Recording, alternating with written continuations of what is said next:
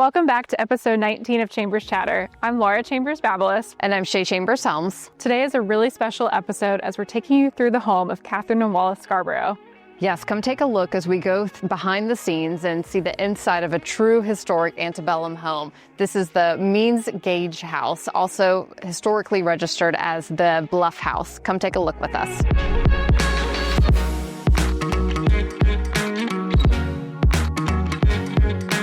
Welcome to the Means-Gage House, or the Bluff House as it's known on the National Historic Register.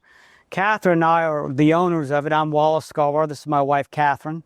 And you're sitting right now on our front porch, which overlooks the Beaufort River. Robert Means built this house in 1790 after he married his wife, Mary Hudson Barnwell.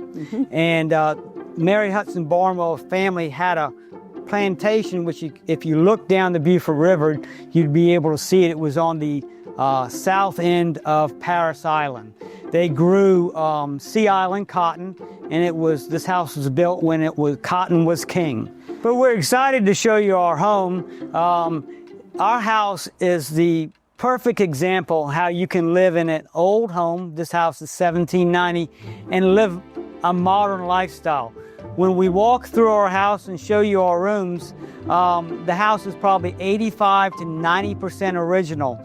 We did a historic renovation in 2016. It took 2 years. Roscoe Chambers helped us do it, and we brought the original 1790 structure, which was 5,500 square feet, back to its original luster of the 1790s. We took all the bathrooms out of the old structure and put them into the new structure. You'll see that as well. Right now we're walking into the drawing room of the Means-Gage House. There's actually a picture of George Gage and his wife and his mother, Frances Fanny Gage, who was a famous abolitionist, sitting exactly where Catherine and I are sitting right now. George Gage owned this house after the Civil War, and he was in charge of reconstruction for Beaufort County.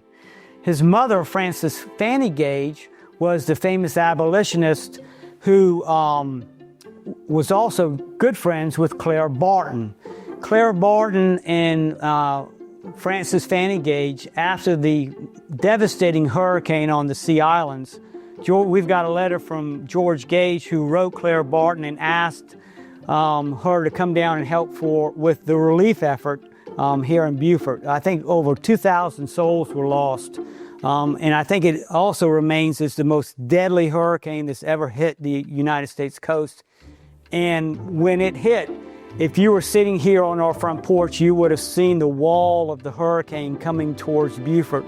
Beaufort got hit directly, as did the Sea Islands. This room is original. Everything you see in this room, except for the furniture, of course, is original 1790. The walls are northern white pine. The floors are heart pine. Northern white pine was kind of the sheetrock of the day. This room would have been painted. When we get to our dining room, you will see a paint scheme, how this room itself probably would have been painted as well. The window panes in this room and throughout the house are about 80 to 90% original window panes from 1790. The reason for that is Beaufort never fought in any wars. We fought in Indian wars, but we never fought in the Revolutionary War, and we didn't fight in the Civil War. So thanks to not fighting in these wars, these homes were preserved. One of the interesting things also about this house is it's all pegged. There's no nails. Everything is pegged in the house. And if you get to look at these doors, you'll actually see, since we've removed all the paint, you can see the pegs in the doors where the doors were pieced together and then pegs were driven to hold the doors in place. They're there on pegs. Catherine, why don't you tell them about peeling the paint in the room? Well, when I first purchased the house, knowing that the walls were wooden, I decided to use a heat gun, and I started in this corner over here, and I started peeling the paint. And With a heat gun, it'll scrape off and not damage if you're careful, and won't burn your house down either if you're careful. And I scraped the paint, and it took me 2 years, and it was 325 pounds of paint. I sealed off the doors, and I'd climb in and out of the window, and I would pile the paint in the middle of the floor, and I would take it in and out and weigh it. And because it's lead paint, it's very heavy. I've kept a tiny little sample over here in case somebody ever wants to do a paint analysis of the colors that would have been painted in this room. We now put just orange oil on it to preserve it, and the dining room, as you said, would look exactly like this if we decided to take the paint off. But this was the sheetrock of the day, and so to them, they painted this beautiful wood. Catherine, let's tell them about the mantelpiece, which is original as well. The mantel is original, and its composition, and you can tell here that at some point, somebody tried to use a gel to take the paint off, and it would melt the composition. The heat gun is, when you notice, if you use the heat gun, you can actually take the paint off and not melt the composition, because in this you can even see the tassel work in this swag that's really a fine detail. Some of these fruits and vegetables going down the side of the composition, you couldn't even tell till we took the paint off of it. And so here is a beautiful sized urn for the mantel, but underneath that is a small urn that looks exactly like it, except it's about the size of my hand. And when I was doing it, this came off, and you could see an urn underneath it, but I kind of sealed it back because I said it belongs there for the history of it. But the marble around is original. You can actually see the same marble and colorings in the picture of George Gage, his wife, and his mother over there. Another thing to mention about the house in this room, this is a federal period house, an early federal period house. And federal period houses are mirror images of each other. So when we go into the dining room is the exact mirror image of this room, and it's done in the Adamesque federal period home, which is, when you look at the windows, they're 9/9s. 9/9s are symbolic of an early federal period house somewhere between 1770 and 1810. What happened is, after about 1810 to 1820, the glass panes were larger. They were able to import and get larger panes, so the windows became 6/6s. So you can date federal period homes basically by the number of window panes that are in the windows. Now, also in the drawing room, you know, everybody asks us, don't they, Catherine, about ghosts? Absolutely. Everybody wants to know how many ghosts you have. Where are the ghosts? What do they do? Do they bother you? Well, I don't know if I believe, but I don't disbelieve in ghosts, I must say. When Catherine and I were doing the historic renovation in 2016, this room was really not affected by the renovation, other than it was cleaned up, and we actually kind of used it for storage from other parts of the house. So while we were preparing the house to get things prepared and moved out. Yeah. We moved everything in this room and curtains, and we put them in bags And stacked. and we stacked everything in this corner about this high. And Catherine and I decided to go back into the other room after we finished moving everything over here, and then all of a sudden we heard a loud noise. And I said, Catherine, something fell in the drawing room. I don't know what it was. We need to go see what happened, and we got to go put it back, hoping anything didn't break. And so when we came back in here, everything that we had in this corner got moved to the center of the room. And that happened within, it took us all morning to stack things up. It took the little ghost, which we think is a little girl. It took her about 5 seconds to move everything from this corner to the middle of the room. Help. She must have. You think she had help? No, I don't only know her, but we've seen her outline behind this curtain at times, and she's behind the curtain. If this comes out, she'll be behind the curtain, and she's looking out down the river. What she's looking at, I don't know, but I have seen her outline. She's in a hoop skirt, and when I move the curtain away to see if she's back there, there's nothing there. but she's never bothered us. We sit with her from time to time, and she doesn't bother us, and we don't bother her, except for the one time when we put things in her way and she couldn't see down the river. And we found out quickly we don't do that anymore. Well, and not believing in a lot of that, because I did live here for a period by myself. I don't want to believe any of that.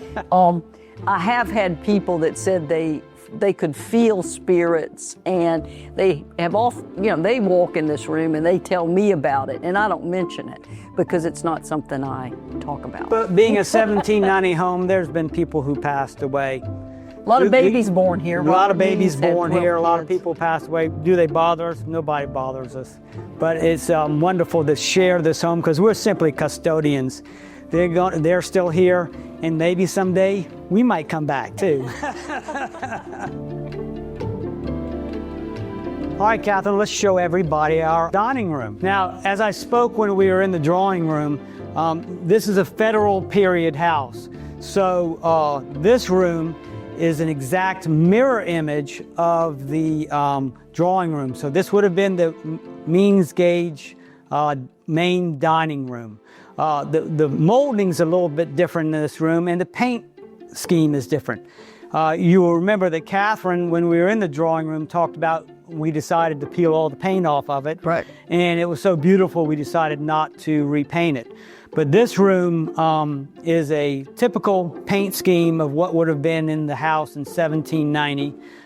When Catherine was doing the research for the paint, these are all period colors that we've used in the house. They come from the Sherwin-Williams Charleston collection. Yeah, Charleston collection of Sherwin-Williams. Now this tassel molding up top. Yeah, the molding in each room is a little different. If you notice, it looks like a tassel. Yeah. And so if you notice the molding, it's fine. It's not a dental straight molding. It's a tassel-looking molding. And again, fireplace is original to the house. The marble is original.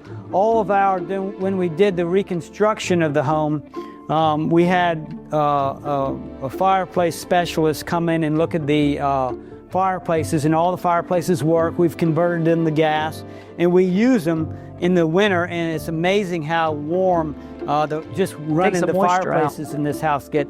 And it's amazing how on a wonderful day like today, we open the windows, we open the doors, and the breeze from the Beaufort River comes in. And right now, we're not even running AC. Well, that's why people built here, is because the breeze coming through would keep them cool. The high ceilings and the breeze would keep the houses cool. So a little history about the house. Again, it's built on the Bluff. This is the Bluff House. The Bluff is about 25 feet above sea level, and then we're about another 5 to 10 feet above that with the foundation of the house.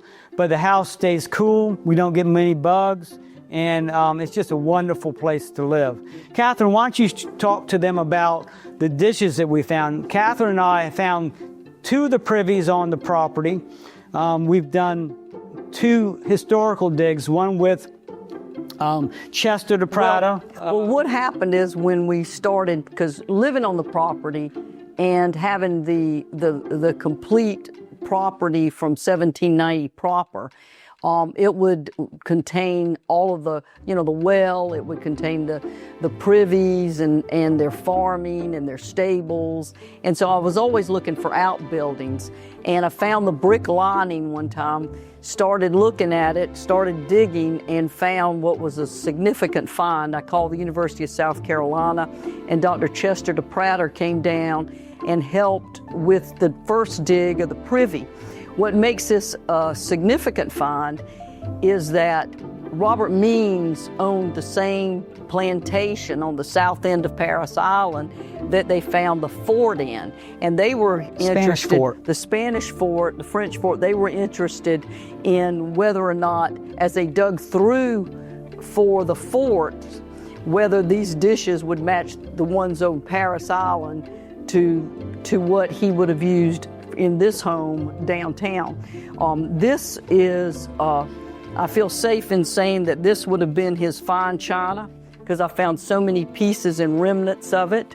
And it comes from Liverpool, England, and it was made around 1806. Most of these dishes, I think, were passed down in the family because they had to be imported to the United States at the time. This pattern, I have what would have been a platter, and I also have what would have been a terrain because of the importance of this set of dishes. If you come through and you start looking, most of the dishes I have labeled with the age of the dish. This is Colonoware, which the slaves would have made, and this would have come off the banks of the river, and this is what they made that they would have cooked and worked with. And that's a significant find, which also came out of the Privy. This is Mary Hudson Barnwell. I feel safe in saying that's her teapot, and in putting it together, you know, you place all these things together by the pattern, the thickness, and when we found the spout and it had a little dot on it, we knew we had a teapot. And what really makes this kind of a fun little story is that this had been glued before we got it and glued it back together, which tells me it's a significant little piece to the family. And that teapot would have been made about 1779, because I found one in England of the period, and so that would have been probably passed down. This is going to be on the top of the lid, and even though it looks to us like it doesn't match, I've got a picture of this with this little blue lid on the top of it. The things that here that are very small are metropolitan slipware. It's some of the earliest stuff at 1600, 1700, found it in the front yard. So the front yard had an older use to it. When we go back to Mary Hudson Barnwell, there might have been beads off of her dress, which also came out of the Privy. In finding things within the yard, found this sweet little cup, not sure exactly what it says, but we're gluing it back together. In the latest find with the well, I found another little flower, the little brown chip flower that would match this, which tells me they either had two of these cups, or what they would have had. For some reason, they dropped some of it in the well and some of it in the Privy. You might have been having coffee next to the well and dropped it and broke it, and they just threw it in the Privy. Yeah, you don't know. The story continues, and you know that's what we're doing. These are French hand-painted little pieces that are from 1795 to 1830. There's an accumulation. The beautiful stuff, which looks so modern, is called Mocha ware, and there's an accumulation on the mantel there of all the different patterns, and that would have been their sort of everyday wear.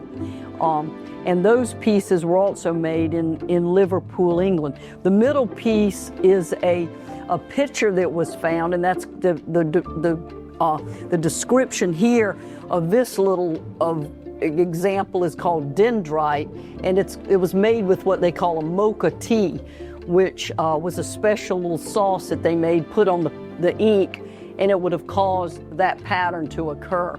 And here's a shell-edged earthenware. This is some of the oldest pattern. It's 1775 to 1810. It's scalloped edges.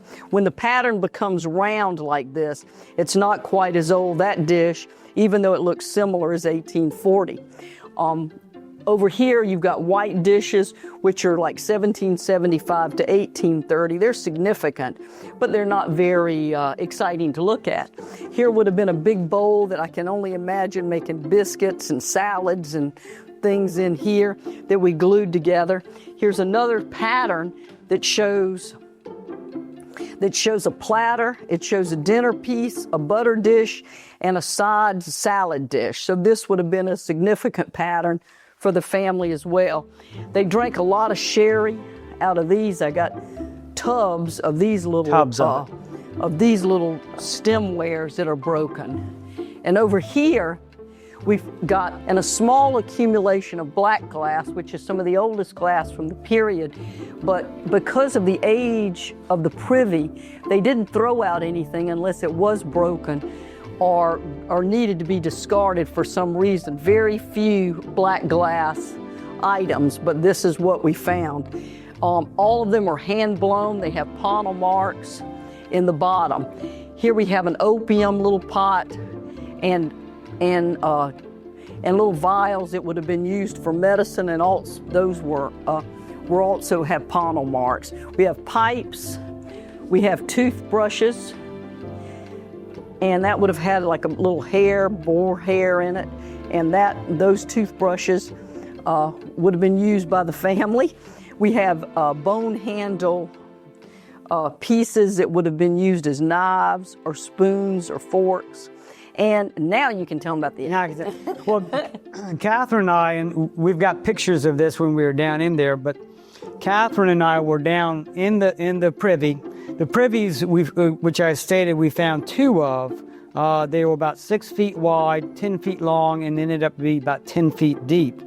And you find all kind of things in Privy, and this was a very unusual find. We're digging and we're trying very hard not to break anything. And while we're digging, I saw this little white piece, just a little teeny top of it, and I didn't know what it was, so I dug around it, and it ends up to be a whole chicken egg.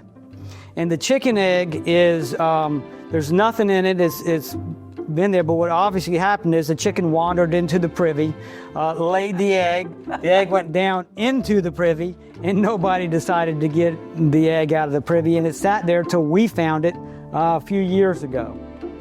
And we've got loads of buttons, and we have coins that also came out of the Privy. This did not come out of the Privy, but is an interesting find because we're always probing to see if we can find a structure. And this, we were probing and we thought we found a brick and pulled up this Megalodon tooth, because South Carolina at one time was under the water, but this came out of the backyard. About 4 feet down. Absolutely. But again, they would have had a beautiful view of the river while they were eating. And over here, some of the reason I have bones out is this talks a little bit about the diet of the people. And they ate a lot of turtle. I found loads of turtle bones. I've got fish scales that I didn't know fish scales would have even lasted. This is a boar's jaw.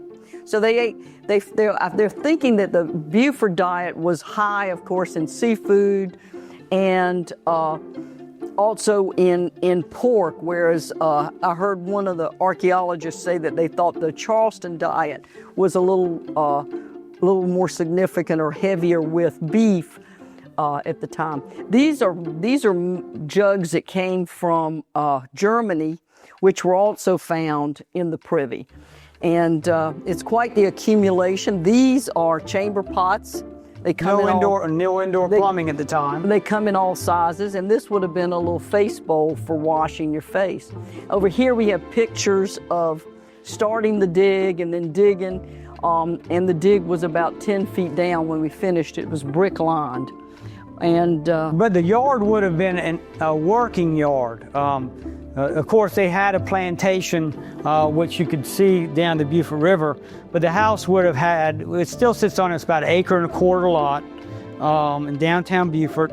It's one of the few surviving original homes sitting on its original lot in Beaufort.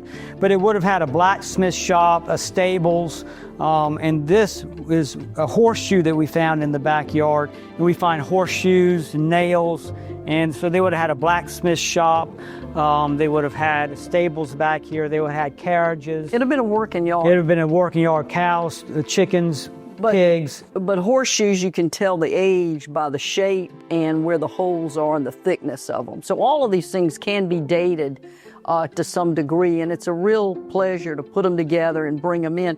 We just recently put this little piece together, which we think is going to be a sugar bowl. A little sugar bowl. It's got, which I think looks like a little starfish there. This would have been their tea that would match, and this looks like a coffee cup that would have also gone with the set. And so hopefully one day we'll find the rest of that piece. But all of these are fun to work with. It's like a big puzzle of the day. This is the main central hall of the Federal period house. Either side of this hallway would be the mirror image of the other side. One unique feature is this door, which goes back into the rear portion of the house.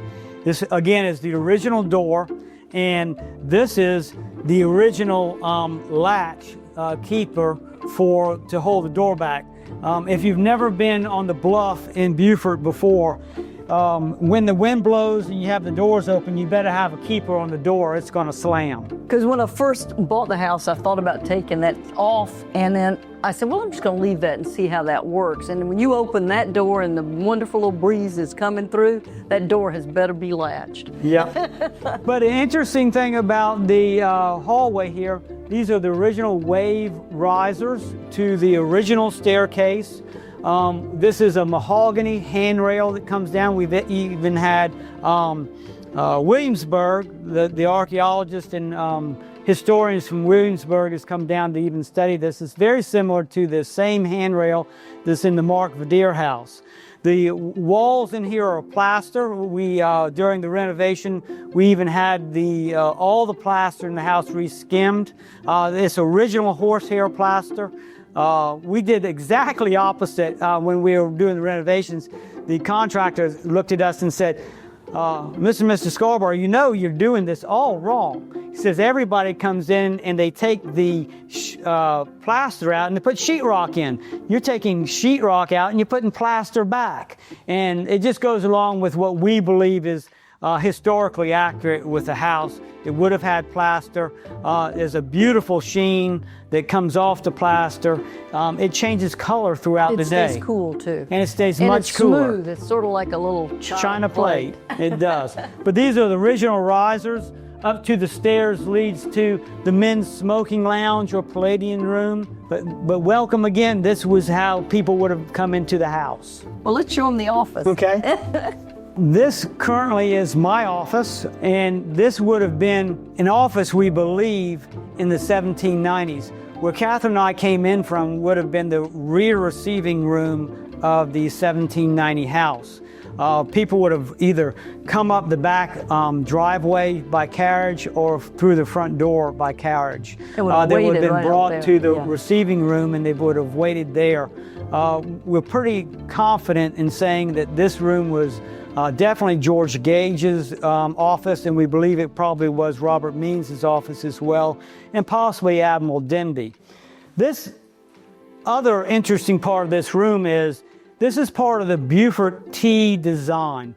Beaufort is one of the only places in the country that has a T. It has a main house structure, and then it has two smaller wings on either side of the main structure that stick out. These stick out probably about 8 to 10 feet from the main structure, and it's designed that way to catch the sea breezes and bring the air and coolness through the house. If you'll notice when you're looking, you'll see that this ceiling is significantly lower. You're in the rear working part of the house. This is as you're looking at the house, this is the east room, would have been the office for George Gage.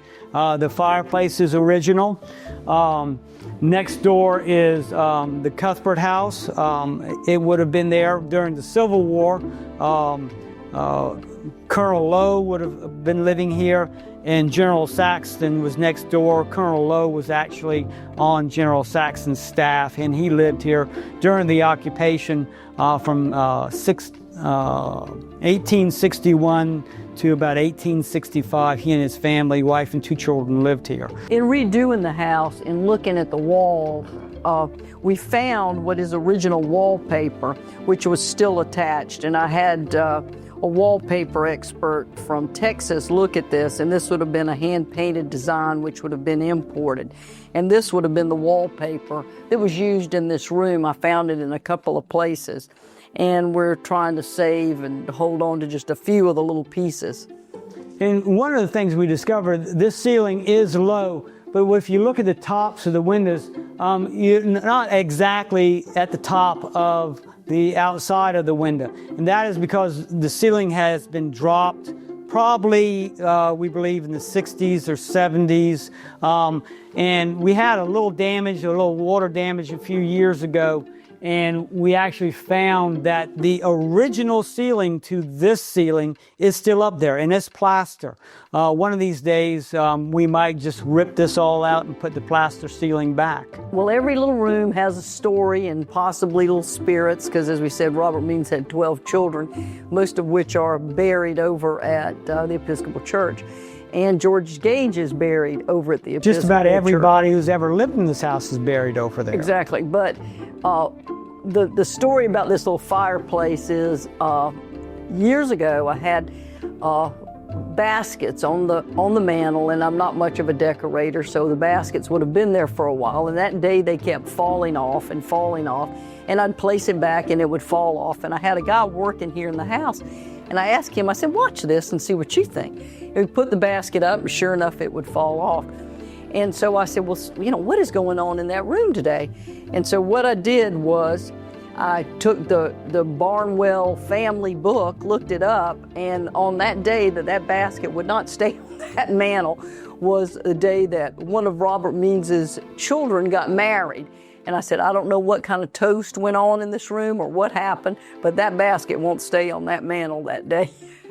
And that's the ghost story. And you decided that you'd put a cross up. I put a cross up here, yes, exactly, because I was here by myself, and I said, I'm going to put a cross up here, and we're just going to have a little chat, and that spirit needs to be at rest, and that will end that. And things do stay on the mantelpiece now, so we think whatever we did appeased the spirits, and the mantle is now intact, and now allows things to be placed on top of it. Well, if we do have spirits, as I say, we're taking care of each other.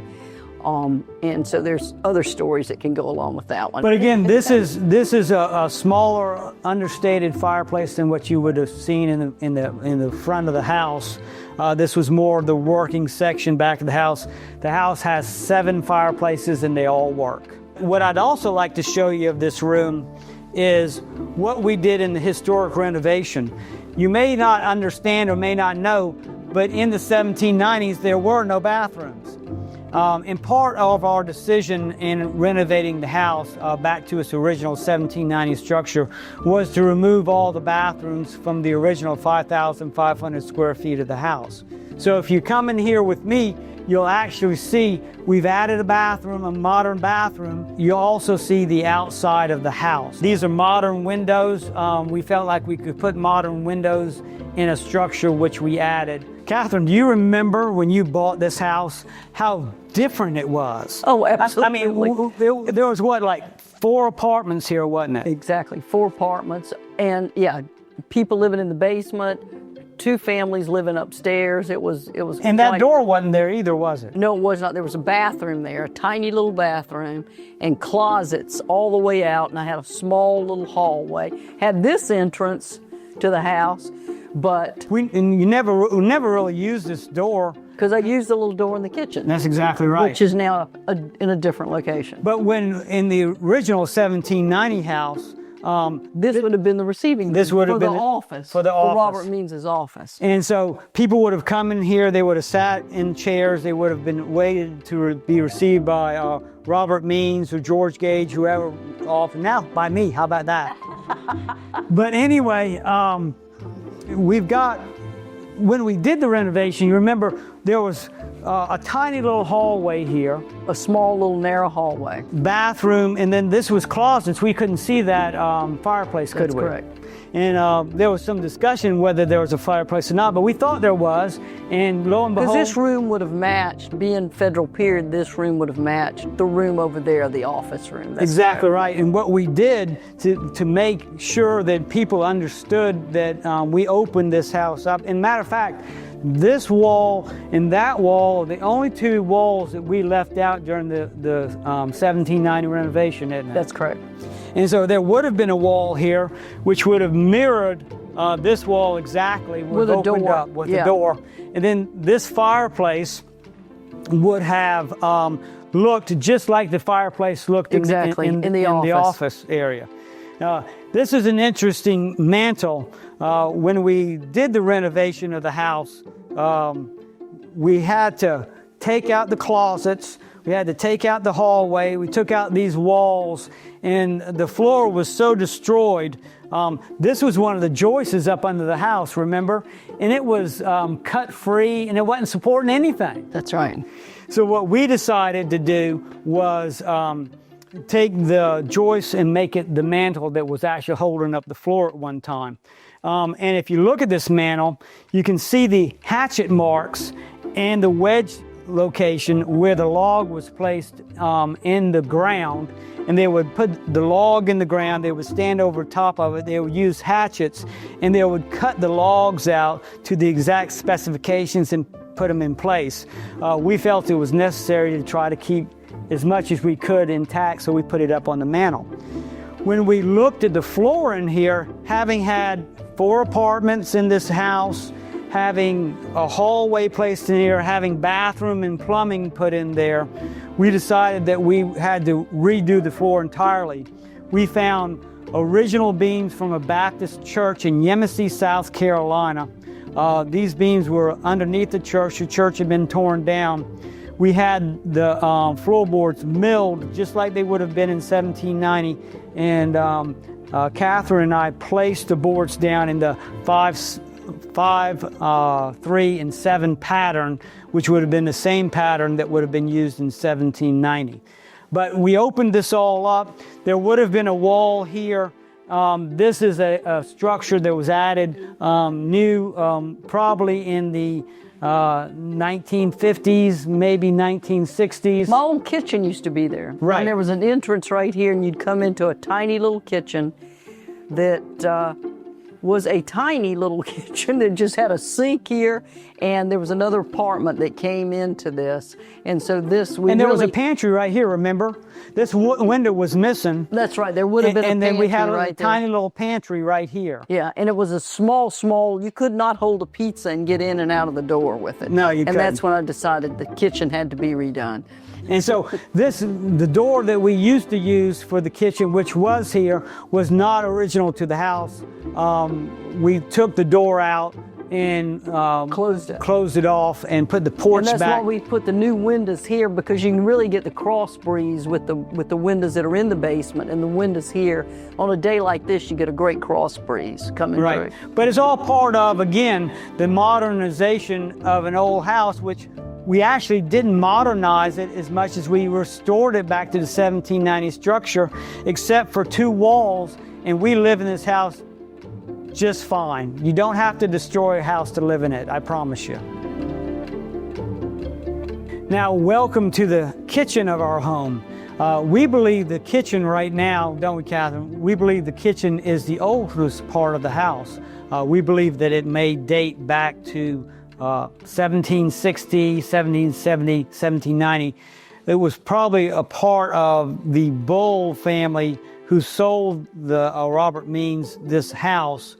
There might have been a small structure here, we believe, prior to the addition of the Federal period house, which was added in 1790. Because the wainscoting is different in this room, and the flooring is a little different in this room, and the way this is shaped and sized with the rest of the house is exactly right. Yes. You're right. It matches the system. I kind of forgot that this 2 little rooms is slightly turned askew from the rest of the house. It's slanted a little bit this way, and the rest of the house is slanted a little bit that way. And it would account for some of the things we found in the front yard of the house, because they're older than the things we found in the back of the house or in the privy. And so that would note that someone else was living here at a different time, I think. And remember, when we went to get on the National Historic Register, which is a whole nother story that we don't have time for right now, but we hired a young lady, a college professor from College of Charleston, Christina Ray Butler. She did research, and we asked Christina, what would this room have been used for? And remember, she said, I believe that room probably was used as a laundry room. Oh yeah, later, in other words. Later. Before, it might have been used as the entire home of someone. Right. And then as the Means family built onto this, they would have had a kitchen house, of course, in the back, and they would have brought the dishes in here, they would have cleaned possibly the dishes in here, and done some of the laundry work possibly in this room.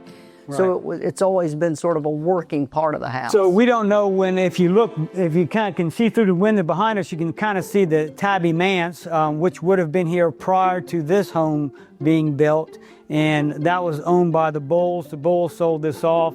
It's an acre and a lot. Now, we modernized this. We do live here. We do use the kitchen. But we found this is black walnut. We found in Floyd, Virginia. And we had it is reclaimed wood. It comes from a black walnut tree that had died and fell in the woods in Floyd, Virginia. In Floyd, Virginia. It's kind of just a nod to we have a huge black walnut tree in this backyard. One of the last surviving black walnuts, because Beaufort, if you remember, got hit by a blight, a black walnut blight, and killed almost all of the black walnut trees in the Lowcountry. But we've got one surviving in the backyard.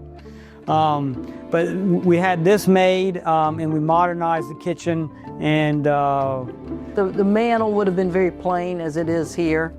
We don't think not much survived in this two-room structure, but it probably would have been a small, understated mantel just like this. The fireplace is original, and part of the reason we think these two rooms are older, as well as this fireplace is different. It's pointed differently, the chimney is different, and so we believe that it might be an older surviving fireplace that was part of the two-room structure. Now, welcome to the basement of our home. This would have been probably a working basement. There probably, during the Robert Means time, been a few slaves that lived down here. Matter of fact, if you walk over here with me, you can actually see the remnants of what would have been a slave bell, which would have been right there, and there's a small hole where the line would have gone, and they would have rung this bell, and the slaves would have come up and done whatever Robert Means or Mary Barnwell wanted them to do. What's interesting about being down here mostly, though, is if you look at the construction of the room, we've got these Charleston brick footings and joists that hold up to cedar beams, and then you've got long-standing joists that then hold up heart pine floors. The heart pine floors are all individually numbered and notched. So what they would do is these long joists that run the full length of the house rest on top of the cedar beams. Nothing is nailed. It's all lays on top. It's a floating floor, a floating structure. So they would take these beams, which are notched in. These joists are all hand-hewn. You can see the scallop marks in the joists, and they're all original from 1790. So the home has the original joists, the original beams, which were all hand-cut, and they're all floating, and they're all pegged. You can see pegs, and they're all notched and just resting on these cedar beams. Larry Rowland says, being cedar beams, this house will long survive most other homes because of the cedar. Interesting thing that happened when we went to renovate this section of the house, we found the original cistern to the house, which is up under my feet. It's hollow underneath there, and it goes about this wide, and it goes about 8 feet long, and it's about 6 feet deep. We believe that the cistern of the house was part of, if you remember, I talked about the kitchen being the oldest structure of the house. We believe that the cistern went along with the kitchen, and then when Robert Means built the federal style house on top of this cistern, he replaced it with a well in the back and got rid of the cistern, which we'll show you the well later. Let's show them the men's smoking parlor. Which Okay, is well, you know, you probably weren't allowed in here in 1790, just so you know. But anyway, now that you own the house, I think you can come in. Exactly. This is the men's smoking lounge. This is where the men probably would have retired after dinner at night. The women probably would have retired into the drawing room. The men would have come up here to have a cigar. This room is original to the house. It has 16-foot high ceilings. We also call it the Palladian room because this is a Palladian window, which looks back on the garden and the acre backyard of our house.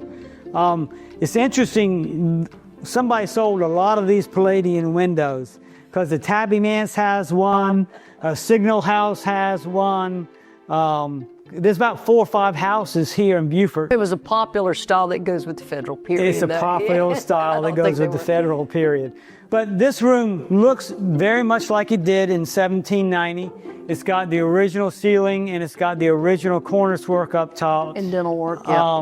Dental work. And then it's got, what's missing in this room is the side lights. When we renovated this room, we found that there was originally side windows here and here, which would have added an east coming light and a west light in the room in the afternoon. And what we did in our renovation is we took the bathrooms out of the main house proper and put them in the additions. So what I'd like to show you now is my secret little bathroom, which we put this door in so that the house would look exactly like it did in 1790. What we're doing now is we're walking through the wall and we're going in outside the house proper into a restroom. Much like the one on the first floor. Much like the one on the first floor. You'll notice that it was outside the house proper. Yeah, this was a great find.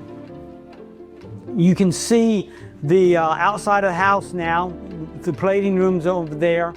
And if you can look up, you will see the original cornice work of the house, outside of the house, and the original cedar shingles of the house. We didn't realize that they were there when we renovated the house, but once we tore down a smaller, lower ceiling here, all of a sudden we found that and we thought it was a fabulous find, and we left it as part of the house and part of the history.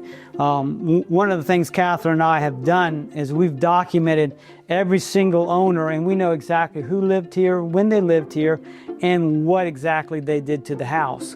And obviously when they enclosed, engaged, put on this second floor on this Beaufort T, he simply enclosed it, didn't take it off. I'm glad he didn't. Yeah, I'm glad he didn't. Well, you know, if we get some company, they get to stay in this room. This is our guest bedroom, and we modified this in a small move that made the room appear larger. There was sheetrock on all of these walls, and we wanted to go back to the plaster. And so one Sunday afternoon during the renovation, we took all the sheetrock off of this, and of course that would, you know, have the plaster man come back in here and have to put the plaster back. But then that way, it added about an inch, inch and a half, because the cap was not there because the sheetrock came all the way out and we lost all the detail of the cap and the railing of the wainscoting. But when we took the sheetrock off, if you remember, the room looked bigger. The room got bigger. It was pretty. But all the original horsehair what was amazing was, remember, all the original horsehair was there. Yes. It just had been hammered and cracked, and just like in other places of the house, we had it reglazed and they hit it with the sheetrock. Yeah. And then we took that off, and so that brought this room back to its sort of grandeur. It's got the dental molding in this room, and then here again there would not have been a plumbing in the house. There would not have been bathrooms, yeah. Or bathrooms. So they would have used the chamber pots that we have downstairs that you showed. They sure would have. Yeah. And so anyway, what we did is we added a bathroom to this room, and it went into the part of the house that George Gage added, and that's outside of the proper of the house. You know, what's interesting too, Catherine, is now that we're up here, if we look over here, remember this? Yes. These are heat vents, remember? Yeah. And part of our historic renovation we did in the house is we took all the HVAC out, we took all the plumbing out, we took all the electrical wiring out, which we were still knobbing too, we didn't realize. But we've got an article downstairs from 1923 when Admiral Denby lived in the house. There was an article in a magazine, and it talks about Admiral Denby at the time, who was Secretary of the Navy under Harding administration. Admiral Denby modernized the house in 1923 and put in this kind of heating, floor heating. And so they put a coal burning fireplace and they heated all the rooms, modernized it in 1923. And we have these grids left. Okay, now that we've exhausted the inside of the house. Yeah, we have. We want to tell them what we found out. Well, I think it's important to show them some of the archaeological digs and things that we found. Oh, don't forget the lantern. Well, that's right. We found that like in the backyard, buried up under the ground. That's what original. That's an old Beaufort city lamp. Gas lamp. It was gas lamp. The top is gas, but that's the old city lamp. But what we did here is, it's interesting. Sometimes you know things are in the ground, and sometimes you find archaeological digs, and sometimes you don't. With the privies, we kind of knew the privies were there because it's amazing how artifacts just bubble up from the ground in the rain, and we go back there, we found artifacts, and we figured out that that's where the privies were. This, though, is a well. We found by accident, total accident, the 1790 original well that was in the house. I was cleaning out our water feature that we put in, and we were pouring water out. Then all of a sudden, the water started draining and sucking down into the ground. We've had Colin Booker over here who authenticated the well and authenticated the brick. The brick from Charleston, made in Charleston. But he said all the brick is made from Charleston, and this is the original 1790 well. What we believe happened is when the Meanses built the house, they had an original structure with a cistern, and when they put the federal period house on top of the cistern, they did away with the cistern and they did their own well and water feature. Right now I'm about 11 feet down in the well, and I've calculated that it's about 2,700 brick involved in where I am now. I believe that I'm going to hit water maybe when I get to 20 or 25 feet if Catherine lets me go down that far. But it's 5 feet in diameter, the opening's 3 feet, and it's substantial in that the bricks are layered, two layers of brick going into that. And the column said, and cemented in between. And Colin said that the bricks are Charleston brick, and that they're all brought down from Dorchester County, right above Charleston. And these same brick were used to create the base for the house, as well as do the privies which are in the backyard. And we're finding small bits and pieces of china, some of which matches what's in the dining room. That we showed everybody. And so what happens is we find these things, and again, this is some of the things that I've pulled out of the well here. Here's an old hammered nail. Here's a hoe. This is an iron hoe that would have been used to... Probably made on the property. Made on the property to dig the well. This was found right next to the well. They also used these hoes to cultivate the Sea Island cotton that they grew on their plantation. Again, another horseshoe we found, bones from what they were eating. And this is a Charleston brick. If you notice the size, shape, and color, Colin says that denotes that it was a Charleston brick, and he says he knows exactly where it came from. Again, we're finding a few things like bottles and broken bottles. What you usually find in these wells and digs, you don't find the whole stuff all the time, you find the broken stuff. So this is just some of the broken bottles. It tells you a lot about the age and what was going on. Yeah, here. we're able to age the layers as we go down and down and down. This is what happens when you try to modernize your house and you're checking your water system, which we were doing. We were digging to confirm that we had plumbing all the way to the road, and found what is a refuge pit. We believe it's a refuge pit, and what I was doing was I was digging looking for a water line, and so I started digging, and here's a hole, and if you want me to I can show you how deep it is, but I'm down in the hole, and so but what I've got here is a refuge pit, we believe, and the shell layer starts here. I started hitting shell, and the shell layer still here. It's still here, about 3 feet down. And then there's a huge brick. And then there's a huge brick down at the bottom. And this is the unglorious hard work of archaeological finds.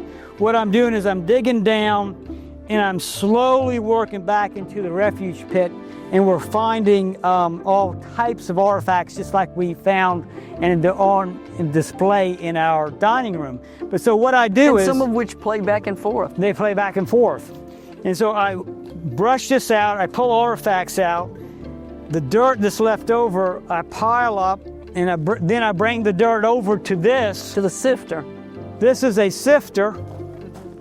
We place the dirt on top of the sifter, and then we shake it back and forth, and then the dirt falls through and the artifacts stay on top. Catherine, look at this. This so happens, here's some artifacts that are just laying on the side. Here's a piece of, it's just white ware. So I must have dropped them or something. But anyway, so, and that's typical of the yard. We walk around the yard, we find Mocha ware, we find artifacts, we find remnants, but mostly we shake them out, they land in here, and then we take them to the house and we put them together. And that's what we do. Well, thank you for coming to see our home, and I hope you really enjoyed it. We enjoyed renovating the old house, and we certainly enjoy sharing it with people. We do, and we want everybody to know, don't destroy when you renovate. Keep intact, live in the old homes. This old home, this old federal house is one of 250 surviving federal homes left in America. And really, of the 250, there's probably only a handful of them that are inside and outside intact like our home, and also have their full property. Please, when you go to renovate an old home, restore, don't destroy. Thank you, and come back, knock on the door, come see us sometime.